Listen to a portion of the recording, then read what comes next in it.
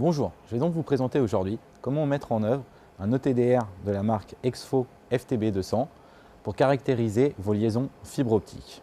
Nous allons donc maintenant voir comment paramétrer l'appareil pour tester une liaison caractérisée ici par ce petit boîtier où il y a différents événements à l'intérieur. Donc on voit bien qu'il y a une soudure, un connecteur et une soudure. Donc la première étape, c'est de toujours procéder au nettoyage de l'appareil.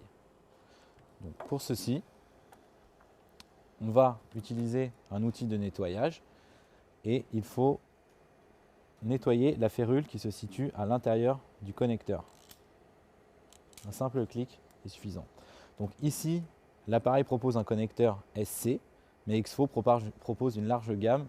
Tous les connecteurs sont disponibles suivant vos applications et vos besoins. Après avoir nettoyé le connecteur de l'ETDR, il faut nettoyer le connecteur de la bobine amorce. Le nettoyage est vraiment très important pour obtenir des mesures fiables. L'appareil est maintenant opérationnel pour pouvoir faire les mesures. Donc une fois qu'on est sur l'écran d'accueil, on va pouvoir naviguer sur la plateforme grâce à l'écran tactile. Donc pour ceci, vous pouvez utiliser le stylo qui se trouve en haut de l'équipement. Pour paramétrer l'ETDR, Exfo propose deux types de configuration. Une configuration OTDR avancée, qui est faite pour les utilisateurs avertis, pour les experts, et une configuration OTDR automatique pour les débutants. Et c'est cette section-là que nous allons utiliser pour faire la démonstration. Donc, il suffit simplement pour rentrer dans le menu de faire un double clic sur la section qui nous intéresse. Voilà, donc l'avantage de la session configuration automatique, c'est que l'appareil va vous régler automatiquement la distance, la largeur d'impulsion et il va définir par défaut une durée d'acquisition, une durée de moyennage de seulement 15 secondes, ce qui vous permettra de faire vraiment des mesures très rapides. La seule chose que le technicien doit faire pour utiliser l'appareil, c'est de cocher ou décocher la longueur d'onde ou les longueurs d'onde à laquelle il souhaite travailler. Donc dans le cas présent sur de la fibre monomode, on va faire une mesure à 13,10 et à 15,50. L'appareil est maintenant réglé. Il suffit simplement maintenant de lancer la mesure en appuyant sur début. Donc l'appareil va se mettre en marche. Donc on voit ici que le laser est actif. Et ici, on voit le temps restant pour finir la mesure. Donc on voit la trace qui commence à s'afficher. Donc ça, c'est la courbe à la première longueur d'onde qui a été faite. Et l'appareil a switché automatiquement à la deuxième longueur d'onde, à 1550, sans aucune interruption de temps. Ce qui permet vraiment d'aller très très vite pour faire des mesures sur le terrain. Voilà, donc les mesures sont maintenant terminées.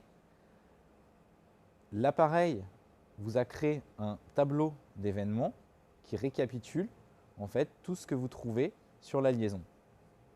Donc ici, sur l'événement 2, qui s'affiche avec un marqueur, on voit un événement réflectif, donc avec un pic, qui est un connecteur, qui est situé à 1 km et qui crée une perte de 0,14 dB.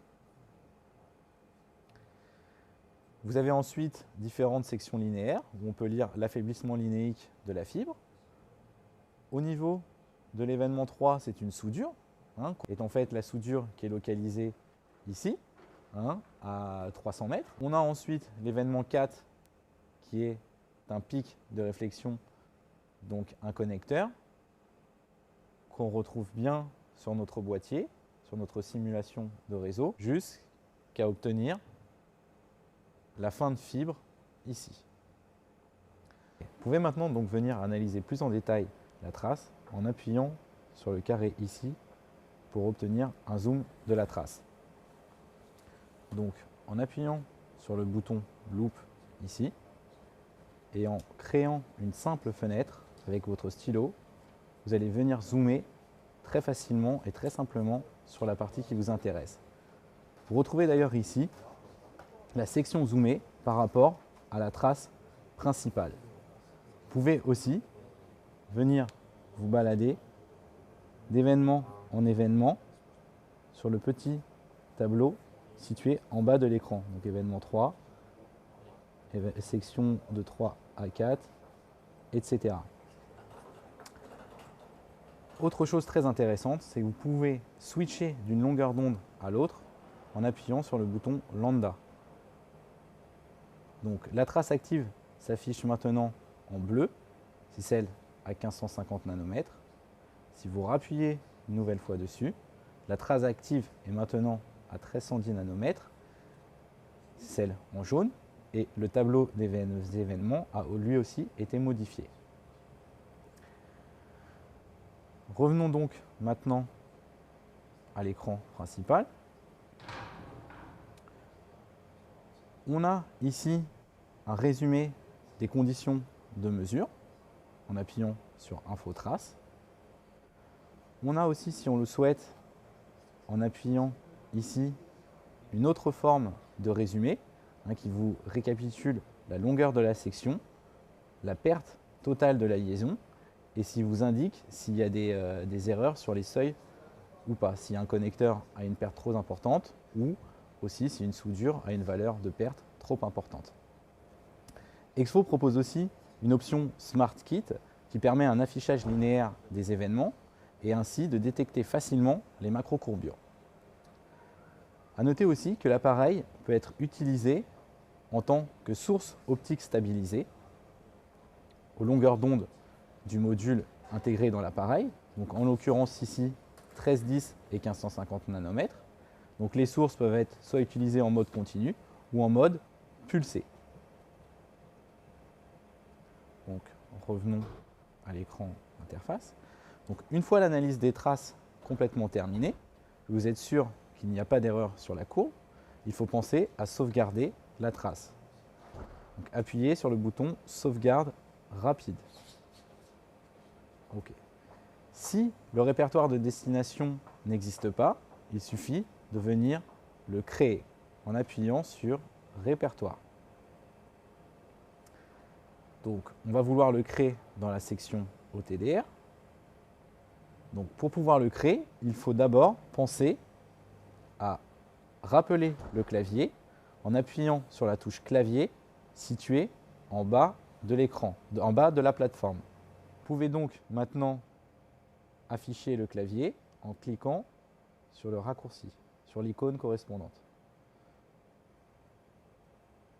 Le clavier s'affiche donc. Donc je remonte un petit peu la fenêtre, je baisse la fenêtre du clavier et dans le dossier OTDR, je viens créer un nouveau dossier. Donc qu'on va appeler démo. On valide.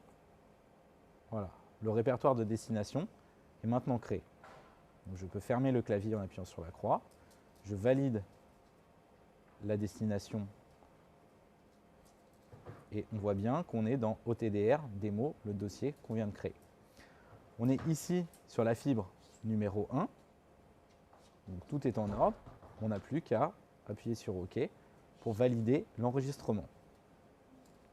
Donc l'appareil a enregistré les courbes et à 1310 et à 1550 et vous pouvez donc maintenant dérouler toutes vos mesures sur le câble que vous avez à tester. Il suffit simplement de venir connecter la fibre numéro 2. Une fois ceci fait, vous rappuyez tout simplement sur Début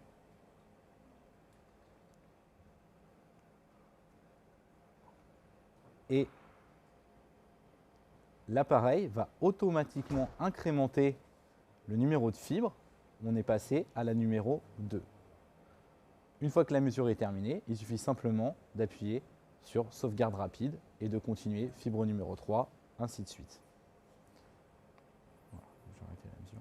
Donc, une fois que vous avez terminé d'enregistrer votre série de courbes, il faut maintenant les transférer sur une clé USB. Une fois la clé connectée, il vous suffit d'aller dans le gestionnaire de fichiers, vous cliquez dessus, une interface Windows apparaît, donc c'est très simple de s'y retrouver. Vous allez dans le poste de travail où normalement on voit ici la clé qui apparaît, le disque USB flash.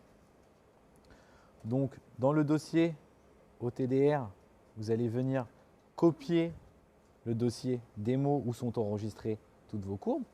Donc vous allez dans édition, copier, et ensuite vous revenez dans la clé USB et vous faites de la même façon, édition, coller, et le dossier est maintenant enregistré et transféré sur la clé.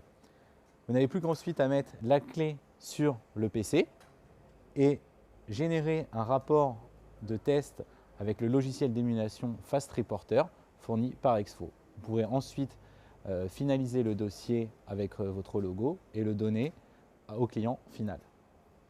Revenons donc maintenant au mode OTDR avancé pour les experts, pour les utilisateurs avertis. Donc double-cliquez sur l'icône. Donc cette fois-ci, dans le mode averti, dans le mode expert, les utilisateurs doivent rentrer la distance de mesure, la largeur d'impulsion, simplement en faisant tourner la roulette, et en réglant la durée de moyennage. Une chose intéressante, c'est qu'aussi on peut avoir accédé au mode temps réel en simplement décochant une case. Et ici, vous voyez le temps réel qui apparaît pour faire les mesures. Ensuite, il suffit simplement de lancer début et procéder à la mesure et faire la sauvegarde de la même manière que précédemment.